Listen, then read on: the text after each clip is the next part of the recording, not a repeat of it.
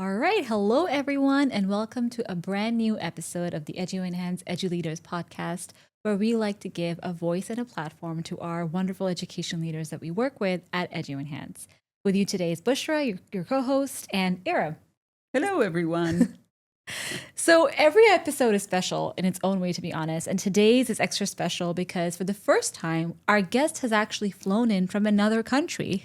I'd like to say just for the podcast, but also for other reasons. So with us today is LeeAnna Pekel, an incredible elementary school principal from Karachi American School. I myself had the pleasure of meeting LeeAnna at a conference in Dubai a couple of years ago, and just being so amazed surprised by your stories of leadership and the brilliant work you're doing in Karachi. Thank you. At a State Department school in Pakistan. And since then, it's been wonderful to partner with you, to bring iReady to Pakistan, to not just bring iReady, but also to set such a powerful model. And Karachi American School has been a model school for us with an average 200% growth with iReady over the past couple of years. Yep. But this achievement wouldn't have been possible without LeeAnna being LeeAnna and with her beautiful team, of course. LeeAnna started her teaching career many years ago in Korea before actually moving to Pakistan to begin teaching, and then going to Venezuela, and then after COVID, returning to Pakistan to be the elementary school principal at Karachi American School. I've personally, when I've gotten to know LeeAnna, what I've seen is her incredible focus on inclusion, on building a culture that is supportive of all the key stakeholders in a school, whether it's students, families, parents, teachers, leadership, teaching assistants. Everybody is included at LeeAnna's school. When I get to visit, I feel included in LeeAnna's school. I could go on, but it's just better probably to hear from LeeAnna herself. And so I'll hand over to my co-host, Aram. Thank you, Bushra. My pleasure. Always befitting and an excellent introduction that you give to our guests, and it's always a pleasure to be her co-host. But LeeAnna, today is certainly a very special day for us. So we have all these wonderful educators on our podcast, and we learn so much from them. But as Bushra said, today it's a unique experience because we have a guest who's come from one of my favorite cities in the world, Karachi. So thank you for joining us, and thank you for being here. Our first question is always to find out how you got where you are today. What is your why for being an educator? But a quick little story from my end as well. When I met you for the first time, this was probably 3 years ago, at a conference in Abu Dhabi. And you came to our booth and you were asking questions. Your energy was so positive. And there was so much to learn from you because you were coming from Karachi. You were so keen to learn, what we have to offer, but you had a very clear vision as well. So along with having positive energy and curiosity and the bright mind that you have, also a direction that you have for your school as a leader, that was really remarkable. Thank you. So we've had the pleasure and the honor of working with you for so many years now. And the first question, again, I'll go back to my why. Yeah, so thank you very much for both of your kind words. It's been great working with you guys as well. This is one of my favorite. You guys are some of my favorite people in the world. It's great. I love it. But so my why for education, for me personally, especially why I like to travel and work in places where education is not so easily accessible, because I find that if I go to places, I want to help increase education in the country, and I find that at Karachi American School, I literally am teaching the leaders for tomorrow. Like, that's not an exaggeration. It's not like a hope. It's not a thing. Like, I know our kids, their parents are the leaders in the country in economics, politics, religion, all of those areas. And their kids are going to take over and have that same ability. And so I really like the idea for me is that I'm getting up and I'm not making a change in the country today. I'm not making a change in the country for tomorrow. I'm making it for, 15, 20 years from now. I'm hoping that these kids will be like, oh, I remember Miss Pekel when she taught me to tie my shoes. And now I'm going to, like just things like that. That's Beautiful reason to be doing what you're doing. But how about your journey into school leadership? Yeah, that one I just feel really lucky and blessed to be in school leadership because, like Bushra mentioned, I worked at Karachi American School for 4 years, teaching third grade. And I decided I went to Venezuela because I wanted to be closer to home and time zone differences, right? COVID came and COVID was, a roughness. And the school actually reached back out and was like, hey, the principal's retiring. Would you be interested in coming back? Because they missed my positive energy and things like that, I guess. I don't know. But I was like, I would love to, right? Because I really did. I also as much as they missed me, I missed Karachi just as much because it really is a second home to me. Wonderful. And so it was really nice just to be like, come back. And I said, okay. And so I went back to a school where I had been a teacher, so I knew exactly what the teachers needed to have in a good admin because I had been that exact teacher. Yeah. Excellent. Such a lovely story and a lovely journey. Now, one word that comes to mind when we think of your leadership at Karachi American is inclusion. Inclusion just being a huge priority for you in every aspect, whether it's academic or social or all other things we can think of. So we'd love to hear from you. What does an inclusive school culture mean to you? Oh, that's a really fun question because inclusion is one of the big things I always push for in any way, right? And in Pakistan specifically, it's always talking about girls' inclusion, especially in education, right? Pakistan's always been the hot topic. People are always like, oh, Pakistan and girls' education. But for us at KAS, what we're doing now with our inclusion is we're actually working on doing a community-based inclusion definition. So it's not just what I view inclusion is, it's what my teachers view inclusion as, what our students, what our parents, what our entire community views inclusion as. And we're a community. We have over 33 different nationalities represented in this little population in Karachi. And it's really nice to see not just my own vision of inclusion, but to include everyone else's vision of inclusion. And that's something the school is actively doing a research project on, is to find out how we can, what does inclusion look like in Karachi? What does inclusion look like at the Karachi American School? And how can we go about these things for any type of inclusion, you name it, and we're working on it. To me, you're a very original person. That's always something I felt about you. And you've taken the word inclusion, which has unfortunately become another buzzword, and you've made it your own and specific to your own context. You're not feeling tied down to how we might be perceiving inclusion in other places. You're thinking of your context. And so the next question, living in Karachi, I'm sure for expat staff especially, but for everyone living in Karachi and building that school community can come with its challenges, right? As you said, the diversity aspect is also important. So I'd love for you to talk a bit about your initiatives to ensure your team, your staff feel supported, valued, and part of the mission, and how you've helped specific practices that have helped create a sense of psychological safety for everyone to bring the best of what they do every day. Yeah. So for me, there's not one big initiative that I do to create the safety and the inclusion and break down those barriers that just naturally occur within people, within a communities, especially like elementary division versus the secondary division. A lot of times those walls just kind of naturally occur because you're dealing with different kinds of students, different class schedules, things like that. But a lot of the initiatives I work on are smaller. Like I have an employee-led monthly potluck where it's all 100% employee-based. Nobody's required to do anything.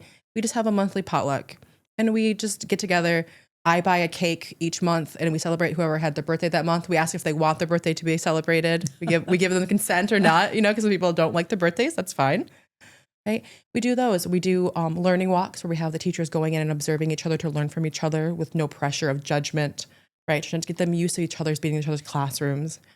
I work really hard for the expat community to help them find local events because Pakistan, Karachi specifically, is a really interesting hub of activity. It is a city that never sleeps. The city of lights. Karachi never sleeps, but it's hard to find things to do because everything is so bubbled.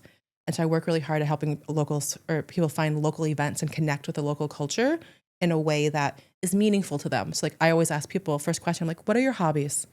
I don't really care what college you went to, what university you went to, where you worked before. What are your hobbies? How can I help you adjust to Karachi, right? So we do a lot of social outreach from our employees where I'm just there's a market, there's a Sunday market. There's the movie showing, right? We just tell them all about the local events that are happening and try to create those within the community, right? We also have a lot of festivals on campus. One of my favorite ones is we have Basant. We do every February, which is a local spring harvest, not harvest, like a spring festival. It's flying kites and things. We do that each year. It's based out of the Punjab culture, I believe, if I remember correctly. And we just have it. We bring in all the street food in from Karachi, and we just have big old street food. It's like just a great day. Everybody comes in with like their wedding finery, and it's really fun. And we just have try to have fun with things. But food is key. That's amazing. Yes, I second that because, being from Pakistan, food is such an important and valuable part of our lives. So yes, that's amazing. So LeeAnna, my question to you would be that right now we understand you're here for hiring new teachers. So when you're in that process, what is it that you're looking for in teachers and in leaders when you're hiring for international schools? Yeah, that's a really good question. I feel that us at KS have a very interesting view on hiring, where we tend to look more at the personality and the kind of vibe check almost, I want to say, of the teachers that are coming in, because we are a small school. There's not very many of us there. And we don't all need to be friends, but it is still, we need to at least be polite, right? And we try to filter out any toxic behavior that would just be negative, right? The gossip, the I'm better, the people who like to silo themselves. Like, no, we want collaboration. We want people who are culturally flexible, because Karachi, it's rough. It is a hard landing. I've been there for a long time and I love it, but that doesn't mean it's an easy place to live, right? And so we always looking for people that are open-minded and willing to, be flexible in the small things, like which laundry detergent are you going to use today? If you're very rigid, this isn't the lifestyle for you, because you're not going to always get everything you always want, no matter what country you're in, right? So we always look for flexibility, collaboration, just general kindness, right? So true. Yeah. So true. Even here in the UAE, we live in such a diverse community. We have all kinds of nationalities. And I keep saying that all the time, that the biggest learning that I had while I was growing up here and even now is to be open-minded. Yes. To be empathetic, to just understand that we are all humans at the end of the day. We may have, different ways of doing things, but at the end of the day, we are all human. Yeah. And flexibility, openness, that is so key to in any industry, in life in general. Yeah. Ever since I've gotten to know LeeAnna, and she's always explaining all these unique initiatives, and you've mentioned that it's because life in Karachi can be difficult, but I think actually it's led you to value certain things more, that I wish people who could easily access them or make them happen on their campuses don't see the value of in that much. Yeah. Because it's often the toughest thing to build that culture of collaboration and inclusivity where teachers feel part of the community. And I often go to international school campuses and just feel if there could be a stronger sense of community, everyone will benefit more. Your students would benefit more as well. And they're absorbing. I mean, I think the students are just watching and observing the adults on campus, right? Yeah, the kids learn. The kids are little mini parrots. They're learning more than just the multiplication tables. Absolutely, they're watching the way you talk to your coworker. They're watching the way you talk to your TA, right? Like they're seeing the interactions, and they may not be able to vocalize what they're seeing, but they know what they're seeing, and so. You have to make sure that you're role modeling everything you want for the kids. If you want your kids to have a good sense of humor, if you want them to be kind to everyone, see everyone as an equal, like I know one of the things that I've done that I think is really small, but I've heard about it from parents and alumni, is that when I walk down the hallways, I say hi to all the janitors. And whenever I see anybody, I say hi. And so now they have started doing that. And the parents have noticed that like the elementary is just it's so welcoming. Like the janitors say hi when they see me. They're not just trying to be quiet, like invisible on the wall anymore. Like everybody just says hi. It's those little things. Like, does it get exhausting some days when I'm walking down the hall and I see 20 people and I have to say hi to 20 different people in a row and pretend that they're the first person I'm saying hi to for that day? Yeah, some days it can be hard, but it's the little things, because for me, it's not about my exhaustion of being like, oh, I gotta say hi again. It's I want them to be valued, to be like, I see you. Thank you for your contribution to our community. No matter if you are literally the janitor or my boss, like I treat everybody the same, and that's something that's a really tiny thing that you're saying. Like it's something so small people don't think about. Say hi to each other in the hallway. Like it's so easy. It's tiny. I mean, but it's so critical because you are building a culture and you're also being a role model for the kids. Yeah. right? So Exactly. I think these little things Humanizing. matter so much. Because often I can imagine the janitors can't access a lot of the English or what's happening. So that language barrier is there already. Yep. But then when you recognize them and you make them feel, it makes such a huge difference. And I love that because when I'm walking around Karachi, I wouldn't say hi to everyone. But when I'm on your campus, you know, they say hi to me. And I love that. It's just very normal, And it's gotten to the point now where the workers, the janitors and stuff have actually asked us to have English classes for them. So now we have high school students are actually leading English classes for our janitors and our own gardeners and things because they were able to feel comfortable enough to be like, hey, you know, we want to work on our English. We don't like the language barrier that exists between us and the rest of the staff because all of our staff speak English, right? And about maybe half of them are bilingual that can speak Urdu with the janitors. And they're like, we don't like that barrier. We want to do our part to overcome that barrier. wow. And that initiative has so many benefits for your students as well. Yeah, Right? and just it came up naturally from them. I had nothing to do with it. I'm not claiming it at all, but it's because I think it's part of it's because they felt empowered enough to be heard to be like, no, we want to be included more, right? And so it goes back to the community-based inclusion. Like, what does my janitor think inclusion is? And for them, it means they want access to English. Wonderful. Wow. Okay. So the next question, I think we could go on about for hours, but if you were to just highlight some things you feel especially proud of achieving as an elementary principal at Cass, what would those things be? Oh, let's see. That's a really hard question, and it's a really good one too. Like I think my first thing, obviously, is thinking about like how we've improved the reading and the writing and the math, right? Like you said in the intro, we've done within 2 years, we've had over 200% growth of our on-grade level readers, right? In just the elementary, right? And the math scores are doing great. We've actually, this year, we've expanded our math program where we actually have an accelerated math program in the grades 3, 4, 5, and 6. And the goal of that is that like it's a gifted program. We're having kids do that. And so there are about 5 kids. It's a small little cohort of 6th graders. But the way it's going is that they will finish 3 years of math in 2 years. And so then they will, and they will get into high school math by the time they're still in middle school, right? So I'm really liking that part of our inclusion is not just helping the kids who are struggling, but also helping the kids that are bored, right? Yes. And that's something that I've been working really hard on is making sure that everybody has equal amount of challenge for them. Right? I really like that one. And another one that's a little bit easier, but also it sounds easier, but Karachi has its difficulties is field trips.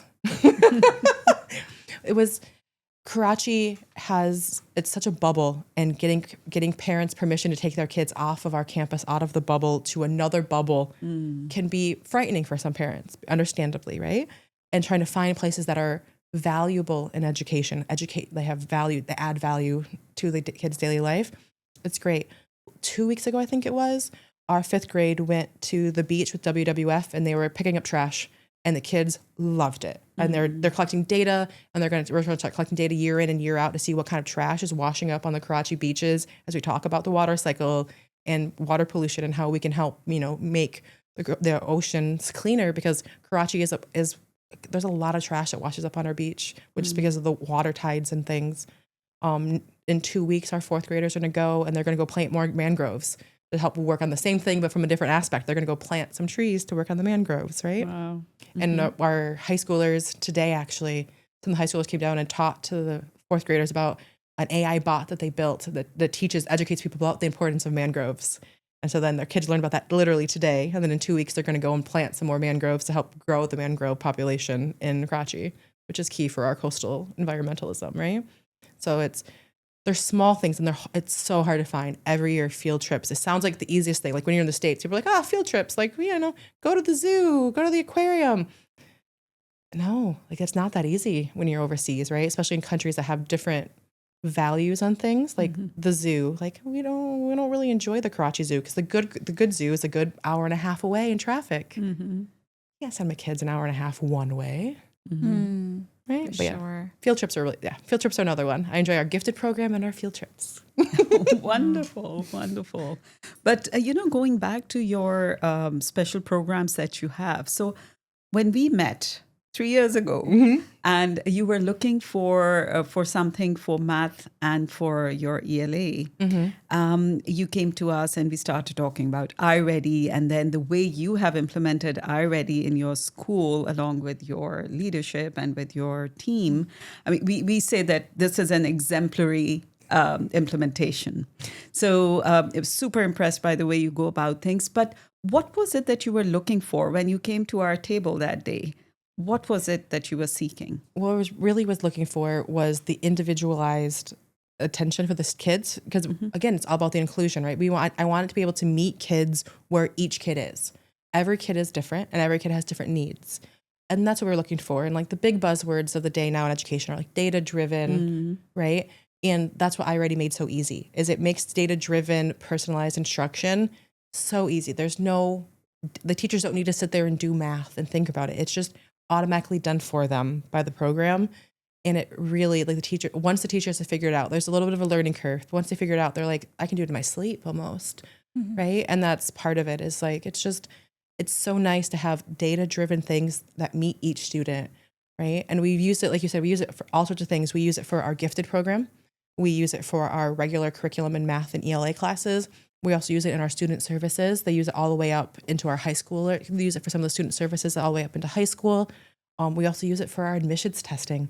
That way we know exactly what the kids are going to fit into the curriculum or not, like how they're going to do on their first day of school. Right? We use it for everything, like you can imagine. And it's all about just easy data-driven curriculum that's just there, that meets the kids with what they need and gives the teachers what they need without any big exhaustion. It doesn't put any more extra workload on the teachers. It takes it off the teachers, which is really important. That's music to our ears. Thank you so much. Because, you know, we are here to support, and we know that this is a cutting edge program. Yeah. But one thing at EduEnhance we are very particular about or very conscious about is that it could be a great program, but we need it to work in our demographic, from our perspective. You know, it should be able to meet the needs of our educators on the ground. Yeah. So we hear lots of positive things, and thank you for reinforcing. Is there anything else that you feel that we, as your local partners, could be providing you with, or could be offering more, or anything you would like to share with us that you like about our service? That would be great. Oh no, you guys are wonderful. There's I wasn't really I know I'm for compliments. Yeah, I know. But it's like, okay, I'm trying to think of like, because like it's such a good program. Like even like last year, our fourth graders wrote letters to curriculum associates. That was so endearing. And it was great because it was like, you know, these are letters, they're just doing their opinion, their persuasive writing about how they could make iReady better. And Bushra comes in and takes an hour out of her day and reads the letters and spends time with the fourth grade kids. The letters aren't for her. Yeah. But she's still reading, and like the kids didn't believe us that we knew. They didn't think Bushra was real. They thought Bushra was like Santa Claus. We're like, we know Bushra. Bushra does this. They're like, who's Bushra? You don't know Bushra. There's no such Bushra. And then she shows up. And then you guys take the letters, you send them to Curriculum Associates, and then Curriculum Associates sends us a box of stuffed animals for the kids. So each kid got a little mini stuffy. I have 2 of them in my office. And even kids now are like, how do I get one? How do I get the stuffed animal? And I was like, talk to your teacher to write a letter. Like, you need to write a letter to get a stuffed animal, right? Like, it's great, right? And it's just so much fun. Like, that was such a small little thing. It seems like a small thing again, right? But it makes a big difference to the kids. The kids are still talking about it, right? And just things like that. And like you're talking about meeting our context. I know one of the 5th grade stories is about a Pakistani girl that moves to the States. And it's so nice to be in my classrooms in Pakistan watching my kids talk and try to understand how this Pakistani girl felt moving to America. And then they talk about it and they apply it to their new friends who just moved back from Canada or moved in from Australia. And they're able to really add it there, right? They feel seen in the curriculum, which is really important. Culturally responsive curriculum is another big important topic. And it's literally just embedded in there. Like we didn't change anything, and there's a story about a Pakistani girl just inherently in it. Like, that's what we love about this curriculum. It's great. It really so inclusive. No, and you guys are great. Like, it's to this day we still brag about those letters. The kids love it, and That's Oh my so, God. so endearing. I'm feeling a little emotional right now Yeah. because that was the highlight for me to be able to do that and to hear from the kids and to feel their enthusiasm because like as you said we know it's good but then when other people are able to use it with fidelity and discover everything it has to offer it's just really and it was a rewarding. great thing to add, you know, it making them think critically thinking, like, yeah, like we know it's good, but like you as the child, you are really the user, Yeah. right? And so like what do you want? And some of their ideas Some of it was so good. Like we should be able to chat with each other. We should be able to have our own avatar. yeah, and I've even heard the kids are like, oh yeah, they listened. We have new backgrounds this year. They listened to my letter because we have new backgrounds we can choose. And I was like, I don't know if it was because of your letter, but I'll even tell you it was. The letters ended up at the CEO's office in the Yeah. US. They did, So, yeah. you Yeah, know. it was great. And so the kids are even noticing the changes that they feel like they are empowered and are able to make changes to the program. It was really nice. That's just such a wonderful story. We could probably have 100 more there, but we'll keep going. So, okay, the next question.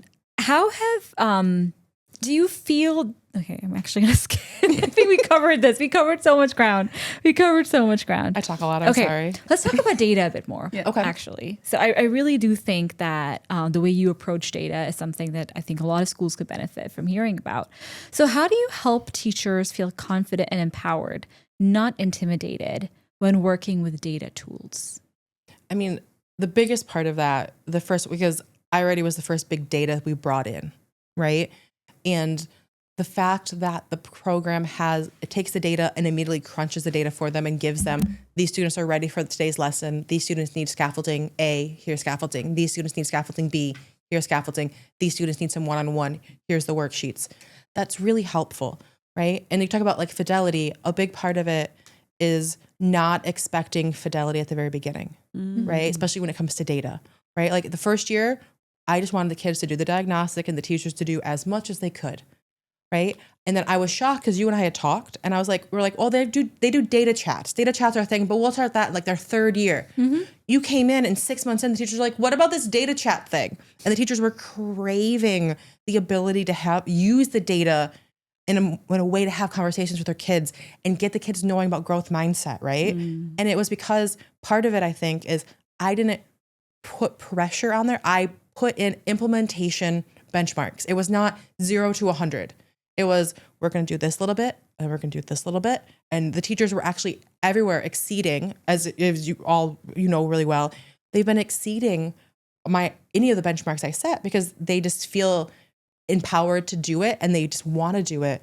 But part of it is I set the expectations, but I also make them realistic, right? Especially with data, especially if you have a lot of kids, like the data is important to be there, but you can't expect, you know, perfection from day one, right? And that's part of what I did, I think, is getting realistic benchmarks that my teachers have always beaten.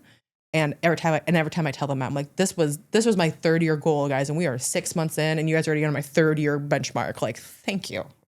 This was not expected, but I will give you access to what you're looking for. Like, you're asking for this support, I will give you the support and the resources, even though it wasn't my plan. My plan got sped up, but that's okay too. Right? And you know, LeeAnna, we have witnessed that kind of growth, that kind of response from your teachers as well. So my question would be that if there was one piece of advice you'd want to give to the leaders who are planning on implementing iReady in their schools, what would that advice be? Ooh, that's a good one. I think part of it is to take it in chunks, right? Because iReady is a program that's worth investing time into.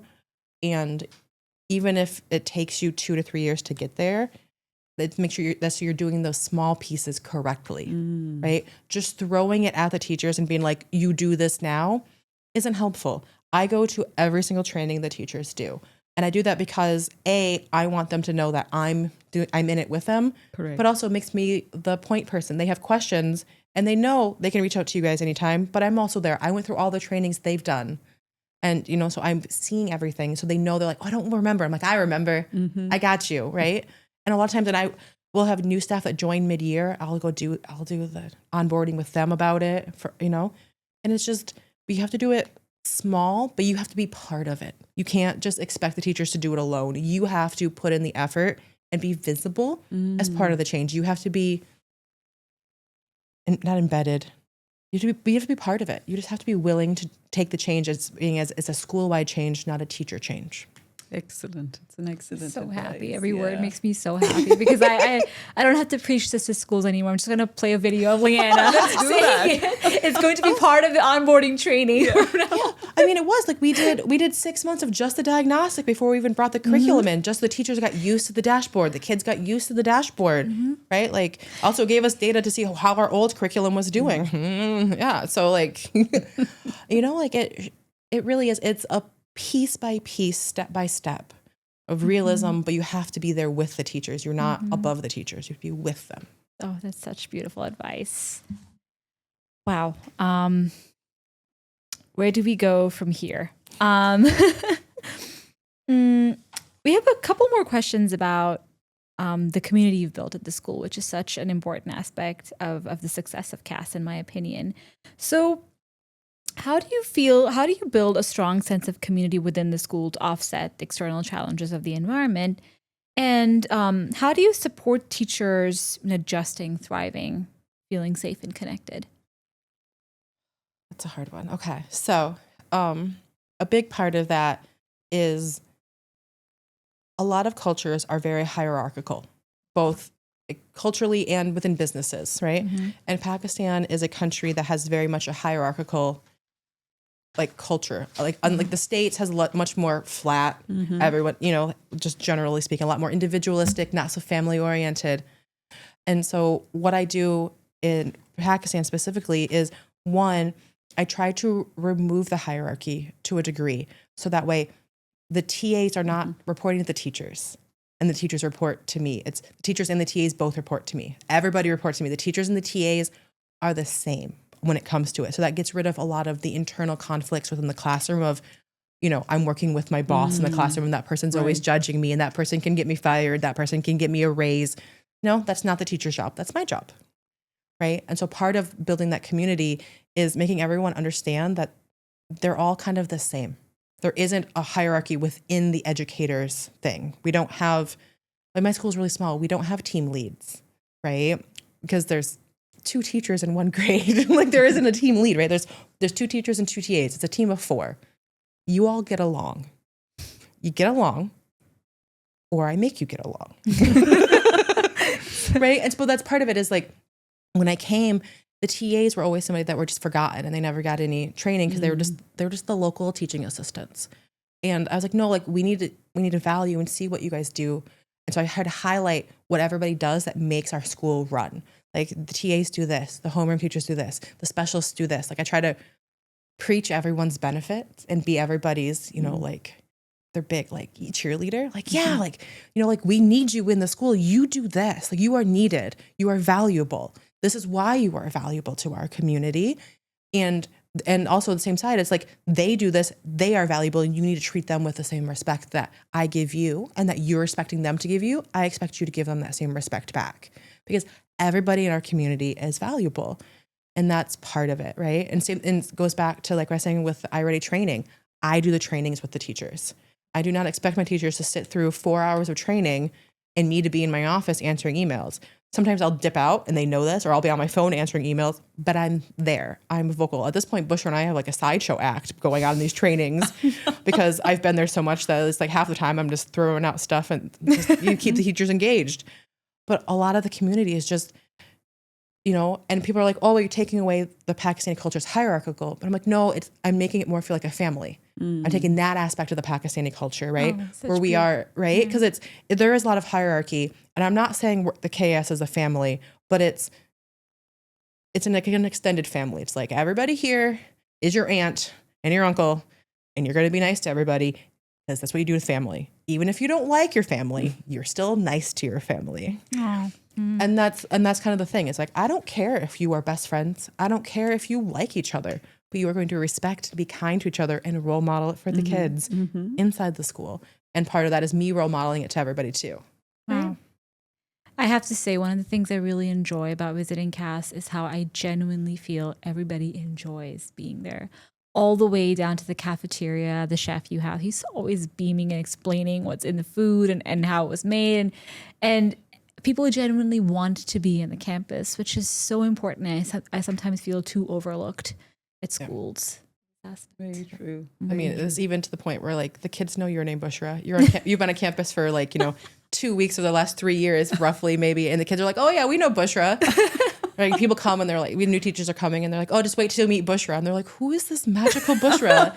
Like, like we just, everybody's so included that even Miss Santa Claus Bushra, everybody knows about you too. Like it's just part of our community is we talk about things. And please let me assure you, the feelings are indeed mutual, because when the PD calendar starts filling up, the first school is Karachi American School. I love that. I'm like, can we please? You're like, okay.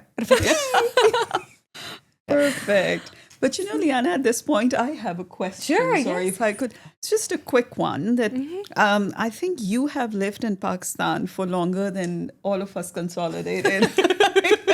Right. So it's heartening for me to see your experiences there and how you're bringing about a change. You're taking in the positive aspects of our culture, trying to bring that into the school community as well. But from your perspective, if you look at, the next 5 to 10 years ahead, what do you see as the future of schooling in Pakistan and the region? Ooh, that's a very interesting question because like in Karachi, there are so many bubbles, right? And I would be doing a disservice if I didn't say that my school is a very special, unique bubble, right? But within our school, a big part of working towards our students is getting them ready for the things that we don't know that's coming, right? And so part of that is, technology skills with AI. Part of that is the social emotional learning to handle the diversity and inclusion because, there's more of that's coming, right? Like it's not that it's increasing in the amount of social emotional, but we all are more aware of it, right? That's what I call the silver linings of COVID is that like, we all were like, oh no, mental health is a thing. Like, it didn't become a buzzword that was meaningless. People are like, oh no, I understand the importance of this buzzword now, right? And with climate change, man, Karachi is, I have personally seen the climate change that's hit Karachi. When I moved there 10 years ago, I lived there for the first 4 years I lived in Karachi. It rained 4 days total. So 1 day a year it would rain. Where in the last 4 years, we've had floods. In 2022, was it 25% of the country was underwater. Correct, yeah. Right? And so we can see it coming. And so what I want for Pakistani education is one, for it to be more accessible for everyone because 75% of students age 13 or older are done with schooling and they have no desire to go back to school in Pakistan. Boys and girls across things because they just have to leave and get jobs, right? I want education to be more reachable and I want it to be, more critical thinking and getting ready for the problems that are coming because it's in a very vulnerable area for environmentalism. And I think that's really important. That's powerful. Yeah. Agreed. All right. One last question, and then we can hop into our rapid fire round. Okay. What leadership habits have served you the most throughout your career? Okay, it's going to sound like a buzzword, but I'm going to say it, collaboration. And what I mean by that is, like I said, with the trainings, I go to the trainings with the teachers. I have ideas, right? Whenever I have a meeting with teachers, I'll tell them like, hey, we have this problem that we need to do, right? I have ideas, but I'm not going to share my ideas first. I want you to tell me your ideas first because I know as the boss, if I say, hey, we need to go on a field trip and I think we should go, this is one of the places we can go, then we're going to go there because I said it. I don't want that to be the thing. I want everybody to feel heard. And so I will have meetings where I'm like, okay, guys, this is what we're doing. This is, we're planning International Day. What do we want to do? I'm like, I have ideas, but I'm not going to share them. I literally will say that sentence to my staff. Be like, I have ideas.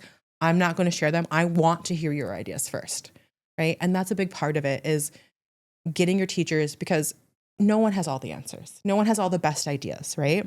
And that's part of what I think a good leader is somebody who happily sits in a room with people of varying levels and be like, okay, y'all, here's our problem, here's our upcoming event, here's anything. And what do you think about it? Before I even share my thoughts, I want to hear your unadulterated, just pure thoughts. What do you think of this? Let's hear your ideas, right? And we do that when I build curriculum, right? Like our Urdu department, like half the Urdu meetings are me going like, okay, guys, what do we think of this? Like I could lock myself in a room and build the Urdu curriculum to a degree, even though I don't speak Urdu. I could build out the basic structure of it, but that's not being responsive to what the kids and the teachers need. And I want the teachers to tell us like, no, our kids really like to go swimming. They don't like to go running. Or our kids are they're kind of done with soccer right now. Our kids are really in a basketball phase right now. Cool. Let me know that. They see the kids every day. They know what the kids are responsive more than I ever will because just inherentness of the job. They're with the kids so much more often than I am. Right. And so that's a big part of it for me is collaboration and empowering those below me to come up with ideas and me supporting them through them. Being like, yeah, no, that sounds like a great idea. Let's do it. Right. And then if the idea falls flat, I'll be like, my bad. I did that idea. And if it works well, I'll be like, that was their idea. Right. Like I take the blame, but give away the praise if it works, because that's what needs to be done. Right. If I support them and it doesn't work, well, then I didn't support it well enough. That's powerful leadership, I must say. Thank you. Yeah. Super. So today I'm entrusted with this very grand activity that we must do at the end of the podcast. Love it. And although I think Bushra would still need to tell you the rules. Oh, sure. Very simple, rapid fire round. A little different this time.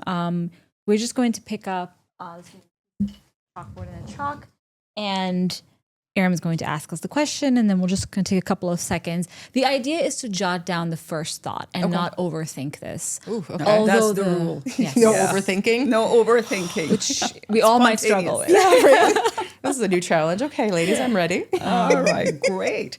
So the first question, one leadership lesson you live by. And I think you just mentioned what. Yeah, I know. That's why I'm just going to write it down, right? I'll change it a I'm little writing bit. down something that's very difficult for me to do. Ooh. I'll change mine a little bit. Okay. If it looks like an H. All right. Okay. 3, 2, 1. Show. Teamwork. Teamwork. Patience. Oh, yeah. That's a good one. Wonderful. Patience. I'm a very impatient person, and I think sometimes you need to, as you said, you like to give other people a chance to share more, and then you jump in. So that's something I'm working on. That's also why my staff know that when I say, hey, I have a 5-minute conversation, they know it's going to be 20. Because I'll listen to them for 5 minutes and then I'll talk for 15. They know it's coming. Like at this point, everybody's like, and it doesn't have 5-minute I love meetings. it. But that's another quality that we know, what the strengths are and where the gray areas are, and we really need to work on those. So Yeah. that's My staff is very aware. They're like, LeeAnna does not stop talking. And I'll even say to me, I'm like, I know I'm supposed to stop talking, but you can go in 10 minutes. Sorry. perfect. All right. So your go-to strategy when the day gets overwhelming. Okay. All right. I'm ready now. Okay, ready? Yes. 3, 2, 3, 1. 2, 1. What is that? Sleep. That's a good one. I struggle with that, but it's a good one. No, I mean, Walking. Yeah, I just walk. have to walk it up. It actually is really effective. that is a really good one. I don't know if sleep is really effective, but I definitely, there's But days. I hope that's not happening on campus and that's not happening at work. No, this is more like Where's LeeAnna? Oh, she's gone. No, it's more like when the day's overwhelming and they're like, what are you gonna do? I'm like, it's 5 o'clock. I'm going to bed, guys. Like, I'll see you all in 12 hours. That's what I mean by sleep. I don't sleep at work. No. Perfect. Super. Okay. What do I do? I'm just wondering now. I just have a very, very big cup of coffee. I think Yeah. that really takes away a lot of my stress. Yeah. Whatever works, right? Whatever works. Everybody's different, man. All right. A book every educator should read. Ooh. Okay. See if I can fit it on here. Yeah, same here. There's so many though, to be honest. The first one that comes to mind. This is my favorite book of like all time. Need to read it again. Okay. I'm curious to hear about it. Okay. I'm ready. 3, 2, 1.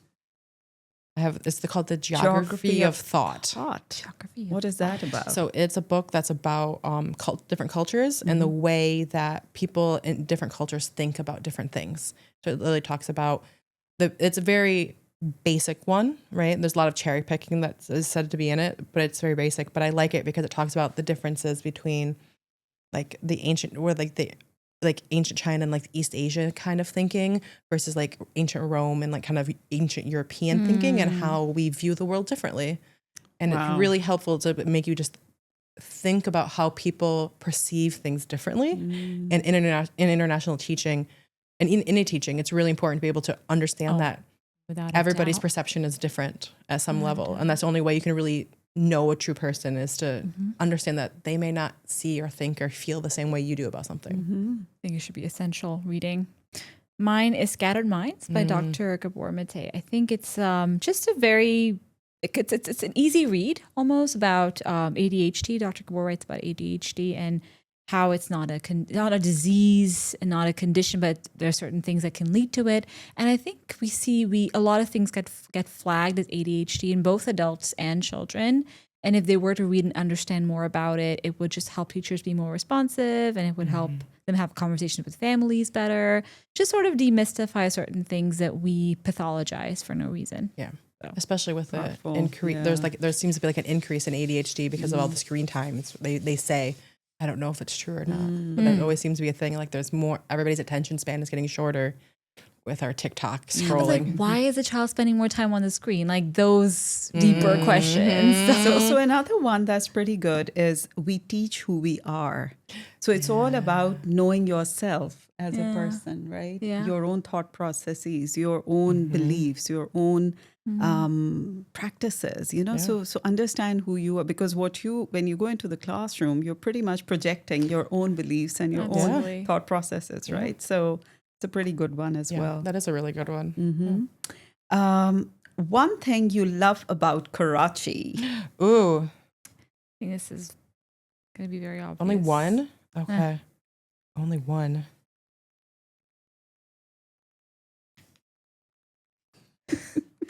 I don't think mine is very cliche. I don't think it's anything that every Karachiite will agree with me. No, I'm going with the first thing I thought. That was the rule. The first thing I thought. I was halfway through that and I was like, oh, but I like that one more. Nope. First thing I thought. Okay. All right, 3-1. Winter Food Street. Oh, you were more Food Street. specific. And for you, it's food. Yeah. And for me, it's the energy there. Yeah. So people are so entrepreneurial. Yeah.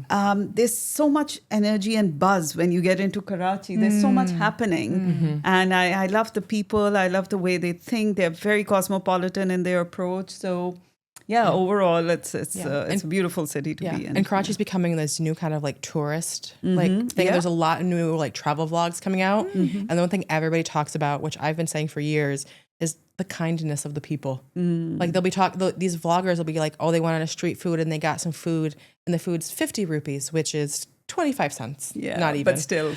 But the people will refuse to take their money. Yes, like they won't let the tourist pay for the food because it's so much like, no, you're in my country, I'll feed you.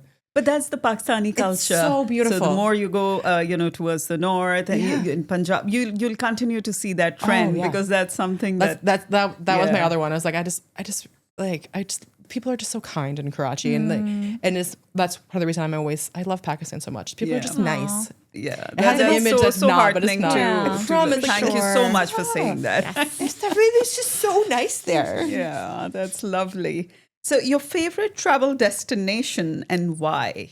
Besides Karachi and Pakistan. Wow. Okay, outside Pakistan. Okay, Okay. just one. Just one. Okay, I'm gonna go with this one. Oh, I don't know if I have a favorite one now. I'm gonna go with the I'll one that's say not it. as popular. Okay. I'm going for something very popular. That's okay. Everybody. All right. 3, 2, 1. Tunisia. Yeah. Mine also starts with Turkey. T. Yeah. Hey. Yeah. No, I love Tunisia because it just has so many great Roman ruins and it's just beautiful. Like Jordan also is another great place. If you want to see Roman ruins, do not go to Italy. Go to Tunisia or Jordan because they are better than Italy when it comes to Roman ruins. 100%. And also the food is so good. Oh, wonderful. I've just had too many memorable vacations here now. And I just love that it's easy for a lot of people to come in, whether they're flying in from the States or flying in from here. It's in midpoint and everybody likes it there. So Turkey's a good one too. Yeah. Perfect. All right. Last but not the least, if you weren't in education, what would you be doing? Can I write sleep again?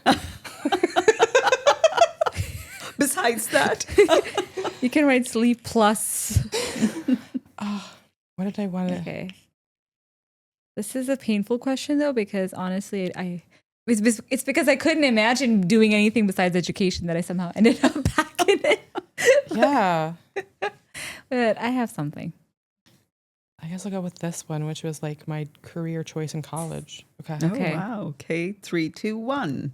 Translating. Translating. Hey, writing. And writing. Yeah. Wonderful. Don't judge me if it's spelled wrong. Now That's a good one. So you're multilingual? Yeah. So like and my BA is in Japanese. Oh, wow. And it was a dual major in Japanese and international management. And so my goal was to like be kind of like work for like Japanese companies in the US or US companies in Japan, kind of being the language mediator, which I actually find I used my Japanese the most outside of Japan. I use it the most in Karachi. We have a pretty large Japanese community and I'm very active within them. Yeah. Oh, okay, wonderful. And so like Karachi is like the second most popular place for me to use my Japanese, which is Amazing. Karachi is very multicultural. People don't realize this. Like half the time I'm speaking English, the other half is in Japanese. Like it's great. Wonderful. Who How would have about thought? you, Bushra? Writer. Yeah. So you could still write while you're in education. Yeah, I really want to. I think that would be a good new hobby to have and just tell stories. I think that's really, and get your perspective out because sometimes you feel like certain perspectives are not highlighted enough. So Right. I think mine would be a bit tough because I feel, and my kids have a good laugh when I say that if I wasn't being, an educator, I would be a singer or a pop star. And they're like, really, Mom? Yes, don't ruin my dreams. Stop it. Yes, exactly. LeeAnna, thank you so much. Yes, you're it very was welcome. such a pleasure. Yes, thank you so much for having me. This has been a blast. Thank you. And we Thank wish you you. safe travels and Thank we you. look forward to hosting you again. Yes, thank you. thank you. Thank you.